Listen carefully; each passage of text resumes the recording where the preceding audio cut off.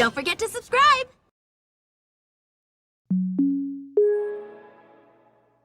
Hey everyone, this is Nanami Madobi, and this video will talk about why Princess Lifelight decides to stay on Windows 10 and not upgrade to Windows 11. As we noticed that there were some users on Reddit who despise Windows 11. And let's go over why they dislike it. Hey, I'm Adobe here.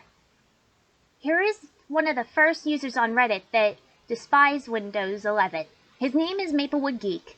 He tried Windows 11 and went back to Windows 10. Too many of the features that he really liked were removed. Since there were far more users on Windows 10 rather than Windows 11, there are virtually no apps that only run on Windows 11. And he doesn't even understand how removing a bunch of features call it an upgrade. He also tried Windows 8 when it first came out, and Windows 8 removed too many features and they had to add them back onto Windows 8.1 and 10 before more people could move off Windows 7. In the end, the support date for Windows 10 was the 14th of October 2025. So you can take your time to migrate to Windows 11 when it makes sense for you. But this is a rumor, but I'm not sure if it's true. Hi, this is Adobe. According to Overglow, he says, I want to go back to 10, but no time to mess with it right now. And Mental X says, nope, it still sucks. And D3 Extreme says, yeah.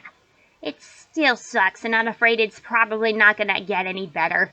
And that means Windows 12 should be a decent release, though. This is Claudia Adobe, and Pretend Chikama8960 says, I hate Windows 11. A lot of the features I used on 10 are gone. I found a nice YouTube video that will help me go back to 10. I will be saying goodbye to 11 this weekend after trying 11 for 2 months. This is Touko Adobe.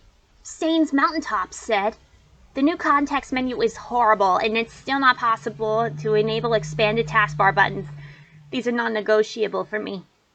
I need to be able to click between multiple instances of a program. Having them all combined into a single button wastes a ton of time when there's still so much space left over on a taskbar. I also use a lot of context menu extensions, and none of them are visible unless I hold another button or press a second button to open the full context menu. This also wastes time. They have abstracted and simplified way too much in the GUI. It's incredibly unfriendly to power users and probably the least customizable UI they've ever designed. I also can't stand all the rounded cursors and centered elements. In the words of Ross Scott, computers like their squares. I like to be able to throw my mouse cursor to a corner to access a control, but now I have to carefully move with precision just so the UI could look prettier, which is just contrary to everything UX is about. Now here's one that's rather amusing. Al Keel said, because it's a miserable half-assed attempt at putting lipstick on the button of a pig in the dark blindfolded. Yeah, you really do have a good sense of humor, El Keel. Soggy Albatross 2 said, they changed the right click to correct a misspelled word to left click. Why the heck did they do that? And other stuff. Which is kind of sad. And for some reason, Xmax Ray X said it's free because they don't need to buy a software tester, and they also changed the marketing strategy like Office and OneDrive to a subscription level. I hate Windows 11 because 1. Force using Edge and switch to other browsers hassle. 2. Over simplicity like removing right-click original menu. 3. Require unnecessary hardware like TPM2. SC Photo G had this to say, because it's software as a service, cloud-based malware spyware. The OS is the virus. Gross erosion of user control, no way to disable telemetry, useful updates rolled with useless garbage. A start menu that's full of ads and BS bloatware. Edge being forced, despite user intervention preferences, File Explorer trash like libraries and favorites, broken search, no way to truly disable Cortana, incredibly obtuse and dysfunctional UI, non-configurable start menus in general, functional settings hidden behind multiple senseless dialogues, old and new panels mixed together that make it difficult to operate or configure pretty much anything. But I'll point out that simple sound controls are almost just completely broken. More garbage software that no one wanted, 3D viewer thing, OneDrive, Game Bar, all just crap. That's difficult to remove if it can be removed at all. And generally speaking, most things people will go out of their way to fix and reintroduce after an update that no one wanted to begin with. How about using the OS phoning home constantly? That's what's been reported as thousands and thousands of connections sent back to MS users throughout time, all the time. Requiring an MS account, force this and that, manipulates the user, endless lists of ridiculous bullshit that no user should ever need to put up into paid software. Not to mention, ugly as hell. TPM is another inroads into MS controlling the user. It's not what people want to believe that it is. Evernight 2021 says, I'm the same way. Some people just can't handle any amount of change. And for some reason, Woo MSA said, people hate change. And Just a Massive Noob said, nonsensical changes are for literally no benefit. And also, who the hell wants a center-aligned taskbar in the default? Why? And also, in my opinion, Windows 11 is ugly. Being forced to upgrade to 11 sucks. They haven't ended for support for 10 yet, but they will eventually, and I will be forced to upgrade to in my opinion, to an inferior OS. Which is sad. And Questy and Mark said, my only complaint is default apps are a pain in the ass now. Which is very, very sad.